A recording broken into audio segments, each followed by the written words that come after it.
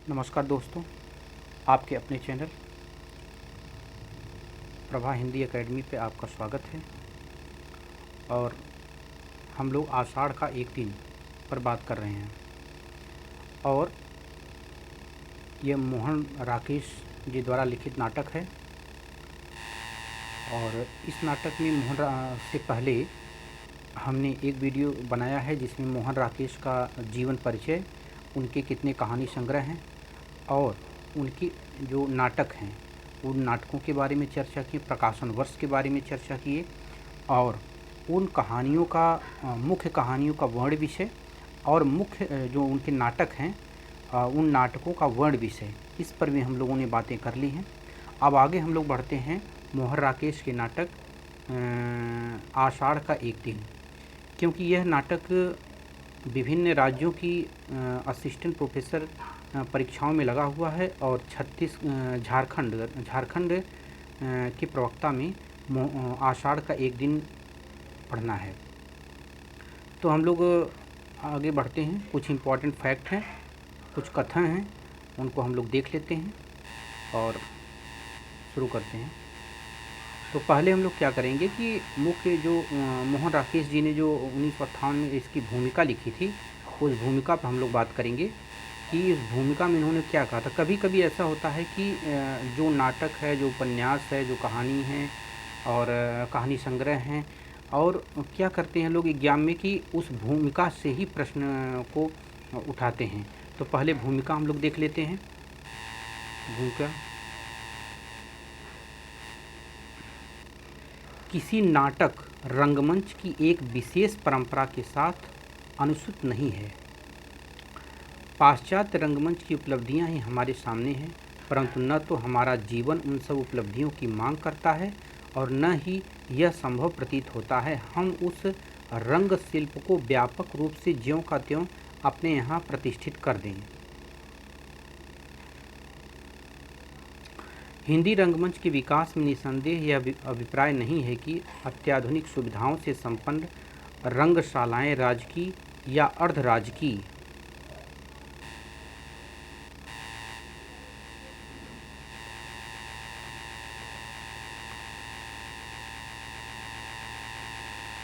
संस्थाओं द्वारा जहां तक बनवा दी जाएं, जिससे वहां हिंदी नाटकों का प्रदर्शन किया जा सके। प्रश्न केवल आर्थिक सुविधा का ही नहीं है, एक सांस्कृतिक दृष्टि भी है।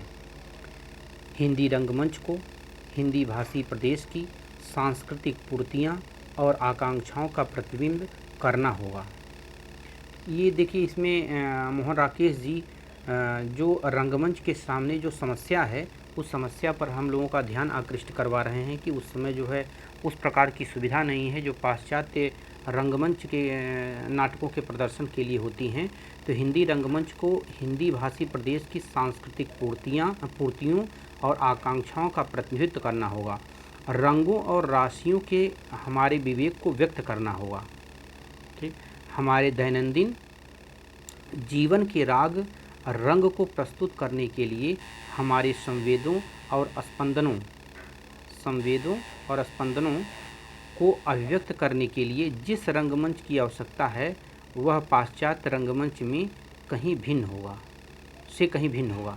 यही कहना चाहते हैं कि जो पाश्चात्य रंगमंच है और हमारे यहाँ का जो रंगमंच होगा वो, क्योंकि जो संवेदों और स्पंदनों को अभिव्यक्त करने के लिए वो पाश्चात्य रंगमंच से अलग होगा। इस रंगमंच का रूप विधान नाटकीय प्रयोगों के आभ्यंतर से जन्म लेगा। देखिए कितनी अच्छी बात कर रहे हैं कि इस रंगमंच, जो भारतीय रंगमंच का रूप विधान जो होगा वो नाटकीय प्रयोगों के आभ्यंतर से जन्म लेगा और समर्थ अभिनेताओं और दिग्दर्शकों के हाथों उसका विकास होगा। संभव है यह नाटक उन संभावनाओं की खोज में कुछ योग दे सके। जो परंपरागत नाटक चले आ रहे थे उनमें एक अलग प्रकार का बिंब गढ़ने का इन्होंने प्रयास किया।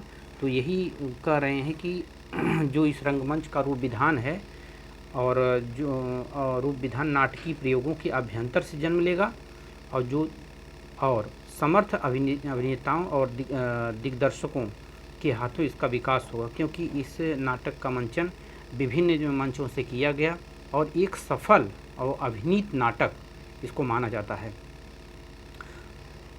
और संभव है यह नाटक उन संभावनाओं की खोज में कुछ योग दे सके। देखिए, ये बसंत 1958 में लिखा गया। ये याद रखना बहुत ज़रूरी है कि इसका प्रकाशन वर्ष कब है, 1958। अब आगे बढ़ते हैं।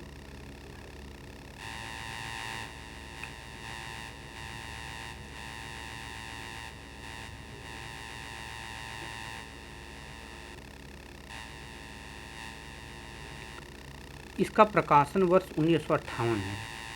आषाढ़ का एक दिन का प्रकाशन 58 है। यह नाटक 3 अंकों का है।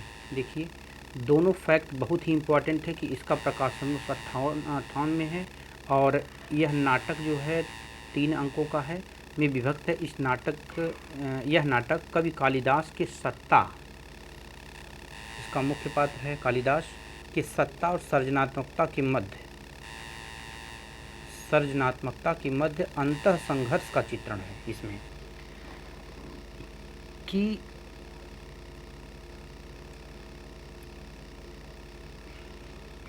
कालिदास उज्जैनी चला गया है और वहाँ देख रहा है कि उसकी जो प्रतिभा है और जो उसकी सृजनात्मक क्षमता है, वो कहीं न कहीं अपने आप को रुकावट महसूस करता है कि वो जिस प्रकार से अपने मेघदूत और अभिज्ञान शाकुंतलम जैसे नाटकों की रचना करते हैं, आगे वो देखते हैं कि उस प्रकार से उनकी सृजनात्मक क्षमता नहीं डेवलप हो पाती है, क्योंकि जिस जगह मल्लिका रहती है और जिस ग्राम प्रांतर में रहते हैं, उसका एक अलग प्रकार का ही बिंब है और उसी को लेके वो अपने रचना धर्म में आगे बढ़ते हैं। यह केवल कालिदास का द्वंद्व नहीं है, बल्कि आधुनिक मानव का भी अंतर्द्वंद है। देखिए, कितनी अच्छी बात है कि यह आधुनिक मानव का भी अंतर्द्वंद है। यह सिर्फ कालिदास का द्वंद्व नहीं है कि सही निर्णय व्यक्ति को उसकी पराकाष्ठा पर पहुंचा देता है और गलत निर्णय उसे गर्त की तरफ अग्रसर करता है। यही ये बताना चाहते हैं कि व्यक्ति को हमेशा सही मार्ग को चुनना चाहिए। इसके पात्र कौन कौन है ये हम देखें। अंबिका ग्राम की एक वृद्ध स्त्री है। अंबिका कौन है? वृद्ध स्त्री है। मल्लिका जो है कौन है? मल्लिका जो है अंबिका की पुत्री है और अंबिका मल्लिका की माँ। और कालिदास एक कवि है और दंतुल ये राजपुरुष है और मातुल कवि मातुल हैं। ये मातुल हैं मामा कालिदास के। और निक्षेप ग्राम पुरुष है और विलोम देखते हैं, ये ग्राम पुरुष है। और रंगड़ी ये नागरी है, संगिनी ये भी नागरी है और दोनों नागरी हैं।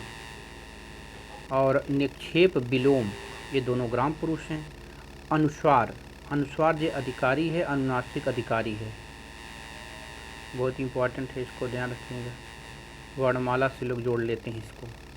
प्रियंगु मंजरी ये राजकन्या है, कवि पत्नी है, मतलब कालिदास की पत्नी है और राजकन्या भी है।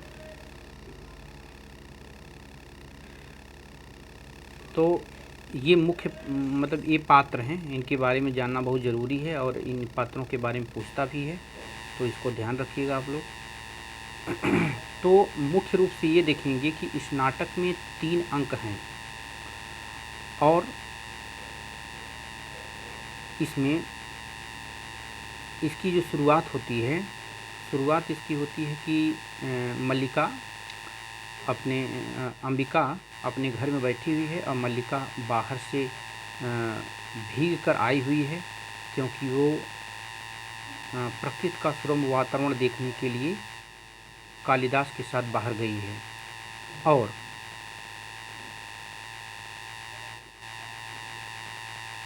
और अंबिका उससे कुछ नाराज़ है तो मल्लिका पूछ रही है कि क्या माँ मुझसे तुम नाराज़ हो?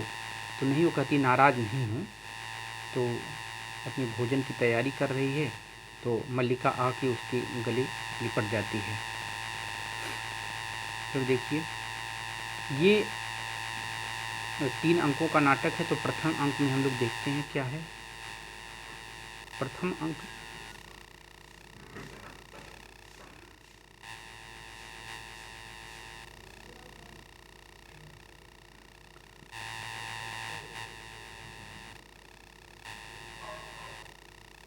प्रथम अंक में देखते हैं, कथन है, अंबिका का कथन है मल्लिका से, मैं जानती हूँ तुम पर आज अपना अधिकार भी नहीं है, किंतु इतना बड़ा अपवाद मुझसे नहीं सहा जाता।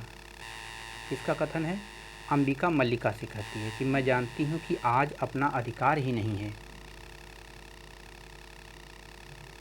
तो क्या है कि एक माँ का एक पुत्री पर जो अधिकार है वो उससे बिना पूछे ही उसके साथ जो है चली गई है। तो ये पूछ रही है कि मैं जानती हूँ कि आज अपना अधिकार ही नहीं है, किंतु इतना बड़ा अपवाद मुझसे नहीं सहा जाता। क्योंकि हर माँ हर बाप चाहते हैं कि बच्चे उनके बातों का जो है पालन करें।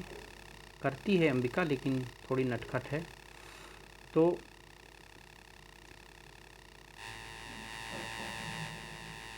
आगे देखते हैं, ये कथन है मल्लिका का अंबिका से। किसका है? मल्लिका कहती है अंबिका से, मैं जानती हूँ माँ अपवाद होता है, तुम्हारे दुख की बात भी जानती हूँ, फिर भी मुझे अपराध का अनुभव नहीं होता। मैं भावना में एक भावना का, देखिए ये बहुत इम्पोर्टेंट है, कई बार पूछा है कि मल्लिका अंबिका से कहती है कि मैंने भावना का वर्ण किया है, मेरे लिए वह संबंध और सब संबंधों से बड़ा है। कौन से संबंध की बात कर रही है? कालिदास से संबंध की बात कर रही है, जो भावनात्मक संबंध उससे है उसके बारे में कह रही है कि मेरे लिए वह संबंध सब संबंधों से बड़ा है। मैं वास्तव में अपनी भावना से प्रेम करती हूँ, जो पवित्र है, कोमल है, अनश्वर है। कितनी ऊंची बात कर रही है। फिर अंबिका का मल्लिका से कथन है कि तुम जिसे भावना कहती है वह केवल छलना और आत्म प्रवंचना है। देखिए, कहती है कि तुम जिसको भावना कह रही हो, अंबिका कहती है मल्लिका से कि तुम जिसको भावना कर रही हो वह केवल छलना है, उसमें कुछ नहीं मिलने वाला है, सिर्फ उसमें बिछड़ना मिलने वाला आत्म प्रवंचना है, आत्मसंतुष्टि के लिए ये सब बातें हैं और ज़मीन पर कुछ नहीं है। आगे हम लोग देखते हैं, मल्लिका दंतुल से कहती है, दंतुल से क्या कहती है कि ठहरो राजपुरुष, हरिण शावक के लिए हठ मत करो। क्योंकि क्या रहता है कि ये दंतुल आता है, राजपुरुष है, और इसने एक हरिण शावक को बाण मार दिया है। और तो कालिदास उसको लेकर मल्लिका के पास आता है, और मल्लिका के पास आता है तो तुरंत राजपुरुष भी उधर आ जाता है और वो उसको मांगने लगता है कि मैंने इसकी हत्या की है, मतलब बाण मैंने मारा है, इस पर मेरा अधिकार है। तब यहाँ ये प्रसंग आता है, मल्लिका दंतुल से कहती है कि ठहरो राजपुरुष, हरिण शावक के लिए मत हट करो, तुम्हारे लिए प्रश्न अधिकार का है, उनके लिए संवेदना का है। तुम्हारे लिए प्रश्न क्या है? अधिकार का है, कि तुमने बाणों से सिर्फ उसको जो है आहत किया है, उसको क्षति पहुंचाई है। तो तुम्हारे लिए सिर्फ प्रश्न अधिकार का है कि मेरा अधिकार है, और उनके लिए संवेदना का है, प्रेम का है। एक पशु के प्रति, एक जानवर के प्रति क्या संवेदना होनी चाहिए मनुष्य की, तो वो संवेदना का प्रश्न है। कालिदास निशस्त्र होते हुए तुम्हारे शस्त्र की चिंता नहीं करता। और देखिए आगे बढ़ते हैं, फिर यहाँ देखिए कथन है, अंबिका फिर मल्लिका से कह रही है, करे कि किसी संबंध से बचने के लिए अभाव जितना बड़ा होता है, अभाव की पूर्ति उससे बड़ा कारण बनती है। अंबिका मल्लिका से कह रही कि किसी संबंध से बचने के लिए अभाव जितना बड़ा कारण होता है, अभाव की पूर्ति उससे बड़ा कारण बन जाती है। आगे बढ़ते हैं, ये देखिए मल्लिका का कथन है,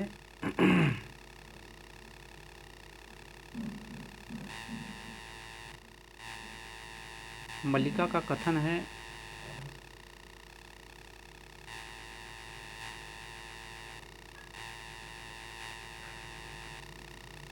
कविता का कुछ मूल्य है आर्य मातुल, तभी तो सम्मान का भी मूल्य है। मल्लिका मातुल से कहती है कि कविता का कुछ मूल्य होता है और आर्य मातुल, और तभी तो सम्मान का भी मूल्य है। फिर अंबिका कहती है मातुल से, सम्मान प्राप्त होने पर सम्मान के प्रति प्रकट की गई उदासीनता व्यक्ति को ये बहुत इम्पॉर्टेंट है कि सम्मान प्राप्त होने पर सम्मान के प्रति प्रकट की गई उदासीनता व्यक्ति के महत्व को बढ़ा देती है। तुम्हें प्रसन्न होना चाहिए कि तुम्हारा भाग्ने, यानी कि ये कालिदास के मामा है मातुल, तो तुम्हारा भाग्ने लोक नीति में निष्णात है। क्योंकि ऐसा है कि राज दरबार से उनका बुलावा आया है कि आपको सम्मानित किया जाएगा, तो ये कहते हैं कि मैं नहीं जाऊंगा। तब उसी के उपलक्ष्य में अंबिका कहती है कि तुम्हारा भाग्ने जो है लोक नीति में निष्णात है, क्योंकि अगर सम्मान की प्रति उदासीनता प्रकट की गई तो व्यक्ति का महत्व बढ़ जाता है। तो आगे देखते हैं कि योग्यता 1/4 व्यक्तित्व का निर्माण करती है, शेष पूर्त प्रतिष्ठा द्वारा होती है। देखिए निक्षेप का कथन है अंबिका से कि योग्यता 1/4 व्यक्तित्व का निर्माण करती है, शेष पूर्ति प्रतिष्ठा द्वारा होती है। निक्षेप अंबिका से कहता है। अब देखिए क्योंकि ये लोग कालिदास को राज दरबार के लिए लिवाने आए हैं, तो इसी पर बात हो रही है। अब कालिदास यहाँ से जाकर मंदिर में बैठे हुए हैं, तो निक्षेप फिर मल्लिका से क्या कहता है कि अवसर किसी की प्रतीक्षा नहीं करता।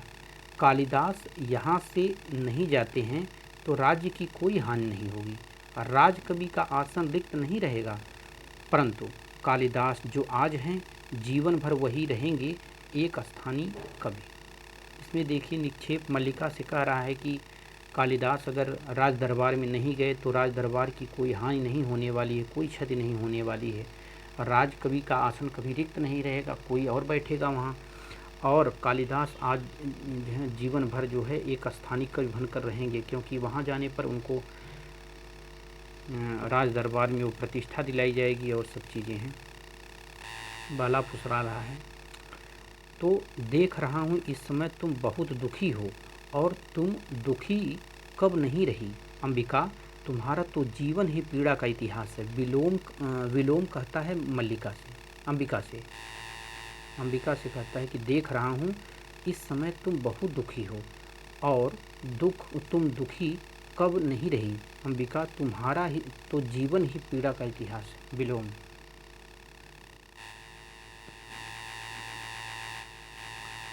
विलोम का कथन है अंबिका से, क्या कहता है, बाला फुसरा रहा है, तुम इतने वर्ष सारी पीड़ा क्या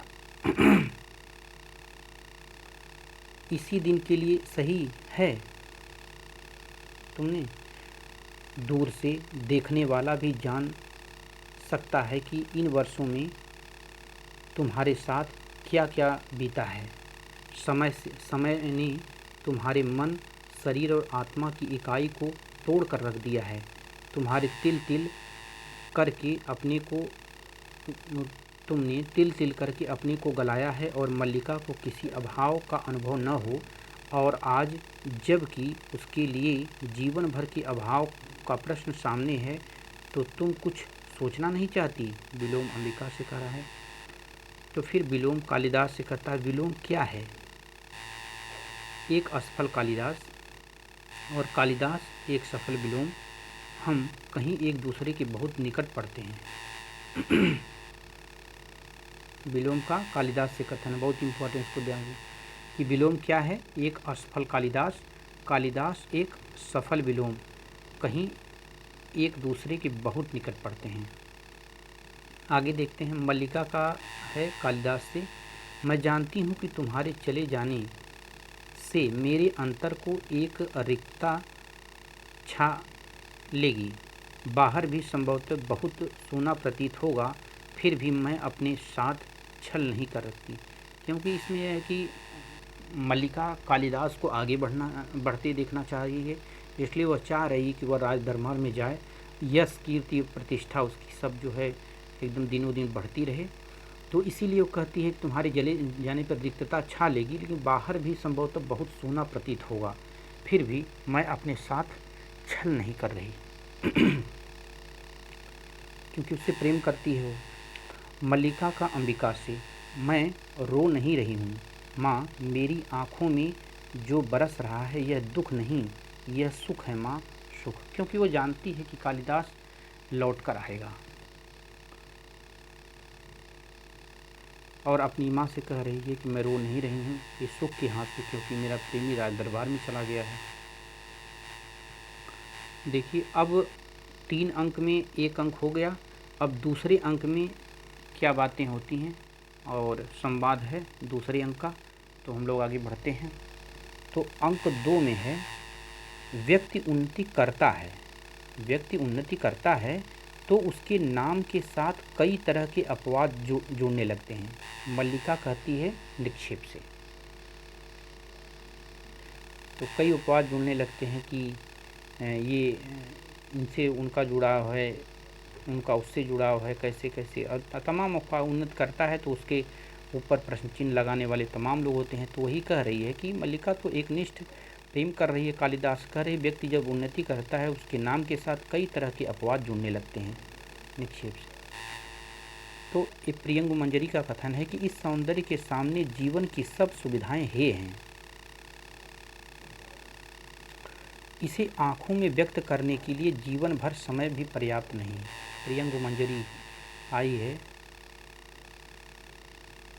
मल्लिका के पास, तो कह रही कि इस सौंदर्य के सामने जीवन की सब सुविधाएं हे हैं, इन आँखों में व्यक्त करने के लिए जीवन भर का समय भी पर्याप्त नहीं है। तो प्रियंग मंजरी मल्लिका से फिर कहती है कि राजनीति साहित्य नहीं है, उसमें एक एक क्षण का महत्व है, कभी एक क्षण के लिए भी चूक जाए तो बहुत बड़ा अनिष्ट हो सकता है। राजनीतिक जीवन की धुरी में बने रहने के लिए व्यक्ति का बहुत जागरूक रहना पड़ता है, और साहित्य उनके जीवन का पहला चरण है, अब वे दूसरे चरण में पहुंच चुके हैं। कालिदास के बारे में कह रही है प्रियंग मंजरी कि साहित्य उनके जीवन का पहला चरण है, अब वे दूसरे चरण में, क्योंकि प्रियंग मंजरी से उनकी शादी हो चुकी है। और तब और आगे कहते हैं दूसरे चरण का मतलब है कि वो राजा बनने वाले हैं, उनका राज्याभिषेक होने वाला है, तो ये कहना चाह रही है। आज जब तुम्हें तुम्हारी भावना का मूल्य देना चाहता है, आज वह तुम्हें तुम्हारी भावना का मूल्य देना चाहता है तो क्यों नहीं स्वीकार कर लेती। घर की भित्तियों का परिसंस्कार हो जाएगा और तुम उनके यहाँ परिचारिका बनकर रह सकोगी, इससे बड़ा और क्या हो सकता है। अंबिका जो कहती है मल्लिका से। फिर आगे देखते हैं।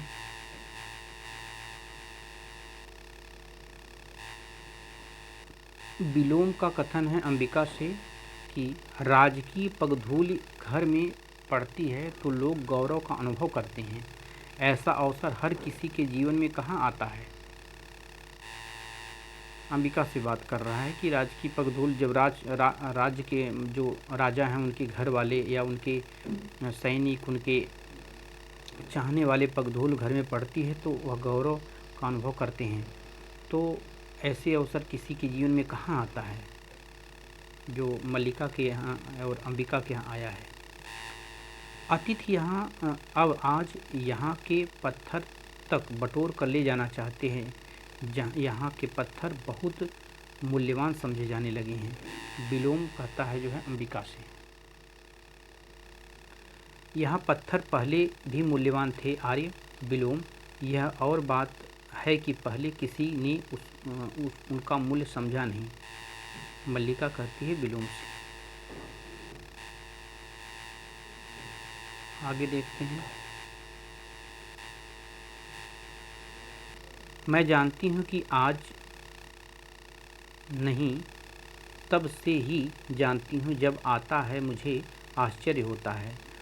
अब मुझे आश्चर्य नहीं होता, कोई आश्चर्य नहीं, प्रसन्नता है कि मैं उसके संबंध में ठीक ठीक सोचती थी।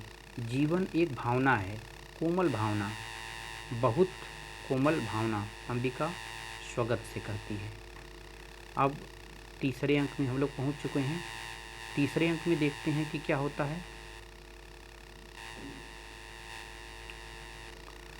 यह तीसरा अंक है कि यह जानता है राजप्रसाद में रहकर पाँव तोड़ बैठूंगा तो कभी ग्राम छोड़कर वहाँ न जाता। अब पीछे से मेरा घर भी उन लोगों ने ऐसा कर दिया कि कहीं पैर टिकता ही नहीं है। इस चिकने शिलाखंड से तो वह मिट्टी ही अच्छी थी जो पैर को पकड़ती तो थी। मातुल कहता है अंबिका से, क्योंकि क्या होता है कि मातुल का घर बन गया है और पत्थर लग चुके हैं, तो बूढ़े हो गए हैं बेचारे, कैसे रहें, पैर फिसल सकता है, गिर भी सकते हैं। मैं यद्यपि तुम्हारे जीवन में नहीं रही, परंतु तुम मेरे जीवन में सदा बने रहे हो। मैंने कभी तुम्हें अपने से दूर नहीं होने दिया। तुम रचना करते रहे और मैं समझती रही कि मैं सार्थक हूँ। मेरे जीवन की कुछ उपलब्धियाँ हैं। मल्लिका स्वागत से कहती है, यह मेरे अभाव की संतान है।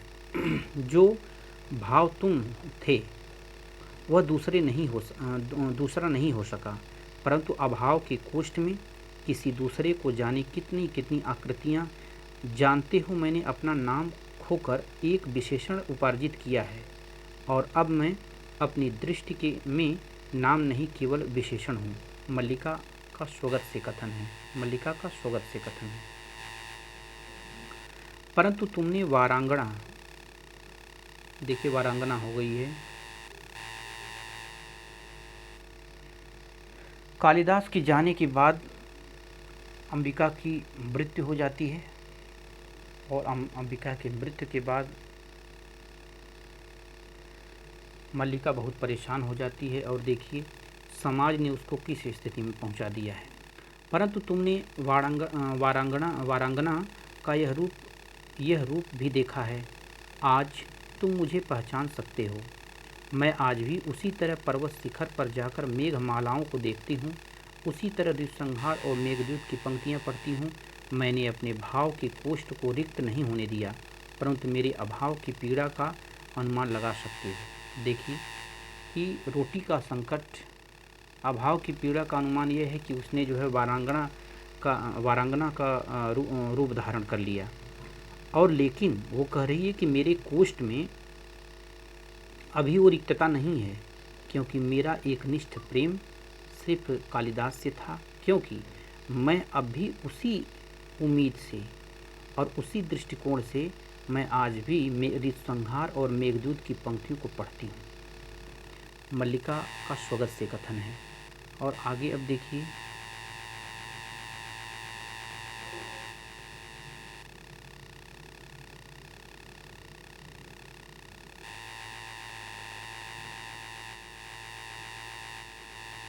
मल्लिका का स्वागत से कथन है कि तुमने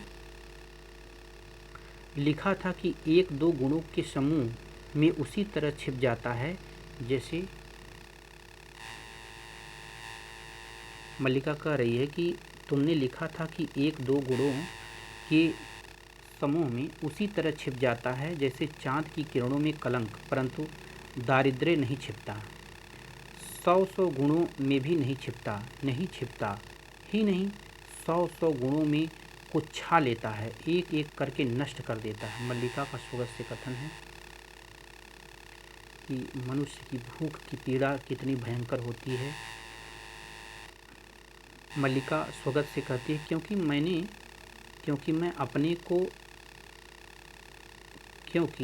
मैं अपने को अपने में न देखकर तुम में देखती थी, और आज यह सुन रही हूँ कि तुम सब छोड़कर संन्यास ले रहे हो। तटस्थ हो रहे हो, उदासीन, मुझे मेरी सत्ता के बोध से इस तरह वंचित कर दोगे। देखिए, मल्लिका का जो कालिदास से उसे इतना प्रेम है कि वह सिर्फ अपने प्रेमी को उत्कर्ष की तरफ अग्रसर होना चाहती है कि मैंने जो ये कुर्बानियाँ दी हैं तुम्हारे लिए, मैंने कभी हट नहीं किया, तुम्हारे मार्ग में बाधा न बनी, और तुम कह रहे हो कि तुम सब छोड़ दोगे।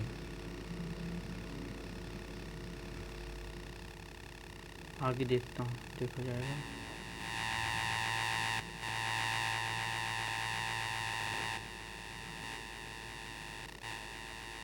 स्वप्न नहीं, यथार्थ है कि मैं यही हूँ, यहाँ हूँ, दिनों की यात्रा करके थका हूँ, टूटा हारा हुआ यहाँ आया हूँ कि एक बार यहाँ के यथार्थ को देख लूँ। कालिदास मल्लिका से कहता है।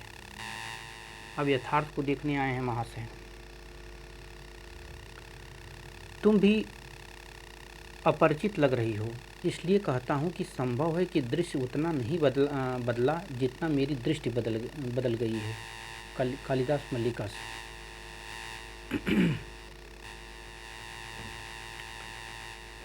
हाँ, देखिए, ये कथन कालिदास का मल्लिका से है कि क्योंकि सत्ता और प्रभुता का मोह छूट गया है, आज मैं उस सब से मुक्त हूँ जो वर्षों से मुझे कसता रहा है। कश्मीर में लोग समझते हैं कि मैंने संन्यास ले लिया है, परंतु मैंने संन्यास नहीं लिया है। मैं केवल मातृगुप्त के कलेवर से मुक्त हुआ हूँ। राजा है, मुक्त हुआ हूँ जिससे पुनः कालिदास के कलेवर में जी सकूँ। और एक आकर्षण सदा मुझे उस सूत्र की ओर खींचता था जिसे तोड़कर मैं यहाँ से गया था।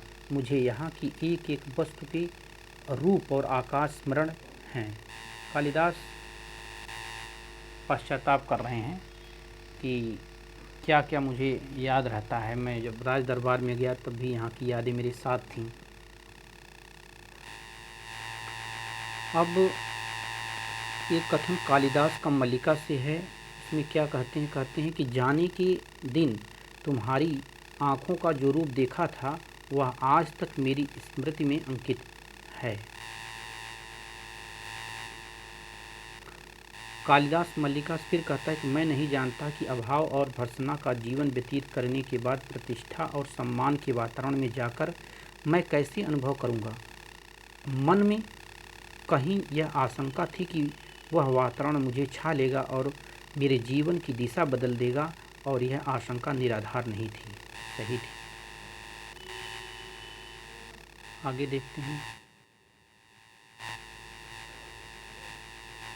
मुझे बार बार अनुभव होता है कि मैंने प्रभुता और सुविधा के मोह में पड़कर उस क्षेत्र में अनधिकार प्रवेश किया है और जिस विशाल में मुझे रहना चाहिए था उससे दूर हट गया हूँ। और जबकि मेरी आँखें दूर तक फैली क्षैतिज रेखा पर पड़ती, तभी यह अनुभूत मुझे सालती है कि मैं उस विशाल से दूर हट आया हूँ। मैं अपने को आश्वासन देता हूँ कि आज नहीं तो कल मैं परिस्थितियों को वश पालूंगा और सम्मान से दोनों क्षेत्रों में अपने को बांट दूंगा। परंतु मैं स्वयं ही परिस्थितियों के हाथों बंधा और चालित होता रहा। जिस कल की मुझे प्रतीक्षा थी वह कल कभी नहीं आया और मैं धीरे धीरे खंडित होता गया और एक दिन मैंने पाया कि मैं सर्वथा टूट गया। मैं वह व्यक्ति नहीं हूँ जिसका उस जीवन के संबंध में जिसका उस विशाल के साथ कुछ संबंध था।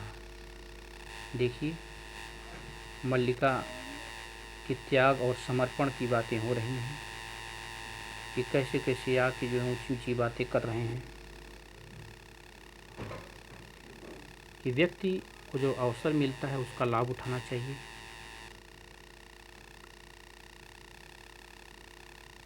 यह नहीं सोचा कि द्वंद्व एक ही व्यक्ति तक सीमित नहीं होता, परिवर्तन एक ही दिशा को व्याप्त नहीं करता। कालिदास मल्लिका से।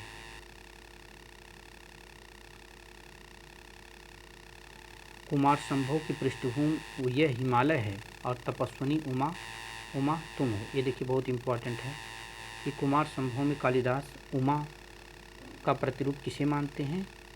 मल्लिका को मानते हैं। उमा, तुम हो मेघदूत की यक्ष की पीड़ा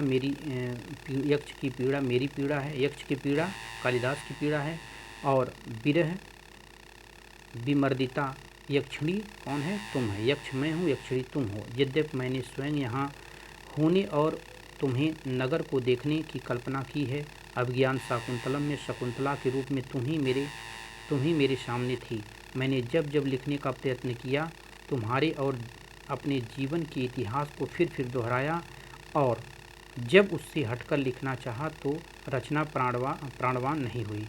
क्योंकि कालिदास कहना चाह रहे हैं कि जब मैं तुमको सामने रखकर अपनी रचना को लिख रहा था तो उस समय ही रचना हो पाती थी, और तुम नहीं थी। तो आगे देखिए, फिर कहते हैं कि कथन है ये कथन है कालिदास का मल्लिका से। लगता है तुमने अपनी आँखों से इन कोरे पृष्ठों पर बहुत कुछ लिखा है, और आँखों से ही नहीं, स्थान स्थान पर ये पृष्ठ स्वेद कणों से मैले हुए हैं। स्थान स्थान पर फूलों की सूखी पत्तियों ने अपने रंग इन पर छोड़ दिए हैं। कई स्थानों पर तुम्हारे नखों ने उन्हें छीला है, तुम्हारे दांतों ने उन्हें काटा है। और इसके अतिरिक्त एक ग्रीष्म की धूप के हल्के गहरे रंग, हेमंत की पत्र धूल और इस घर की सीलन ए पृष्ठ अब कोरे कहाँ हैं मल्लिका? इस पर एक महाकाव्य की रचना हो चुकी है, अनंत सर्गों के एक महाकाव्य की। कालिदास कहते हैं मल्लिका से। और देखिए, ये कथन है विलोम का। कालिदास से विलोम क्या कथन है? विलोम आता है तो उस समय है कि बारिश बाहर हो रही है और दरवाज़ा बार बार वो करता है, फिर विलोम अंदर आता है। वो शराब के नशे में है और मल्लिका भी उसके सामने खड़ी है, विलोम भी आ जाता है। परंतु समय निर्दय नहीं है, उसने औरों को भी सत्ता दी है, अधिकार दिए हैं। वह धूप और नैवेद्य लिए घर की देहरी पर रुका नहीं रहा, उसने औरों को अवसर दिया है, निर्माण किया है। तुम्हें उसके निर्माण की वितृष्णा होती है, और क्योंकि तुम जहाँ अपने को देखना चाहते हैं नहीं देख पा रहे हो। तो मतलब कहना चाह रहा है कि जो है मल्लिका के पास तुमको होना चाहिए, तुम अब ये देख नहीं पा रहे हो, क्योंकि तुमने सिर्फ अवसर का लाभ उठाया है और तुमने राज्य घराने को स्वीकार किया। तो यहाँ है, मैंने कहा था मैं अथ से आरंभ करना चाहता हूँ। देखिए, ये कहता कालिदास मल्लिका से कहना चाहता है कि मैंने कहा था कि मैं अथ शुरू से आरंभ करना चाहता हूँ। यह संभवतः इच्छा का समय के साथ द्वंद था, परंतु देख रहा हूँ कि समय अधिक शक्तिशाली है, क्योंकि वह प्रतीक्षा नहीं करता। देखिए, कालिदास मल्लिका से कह रहा है कि समय प्रतीक्षा नहीं करता। तो क्या होता है कि कालिदास आता है, बारिश हो रही है, जो दृश्य है, और मल्लिका दरवाज़ा खोलती है, कालिदास घर के अंदर प्रवेश करता है, कालिदास और मल्लिका का संवाद होता है। उस संवाद के अंतर्गत ही होते मल्लिका का जो बच्चा है वो रोने लगता है, और तब तक विलोम वहाँ उपस्थित हो जाता है और कहता है कि मल्लिका, इनका ध्यान रखो। और बाहर जंगले से कालिदास बाहर की जो प्रकृति का सुरम्य वातावरण है उसको देखता है और फिर वहाँ से चला जाता है। यहीं पर नाटक का अंत हो जाता है। ठीक है फिर मित्रों, नमस्कार, धन्यवाद।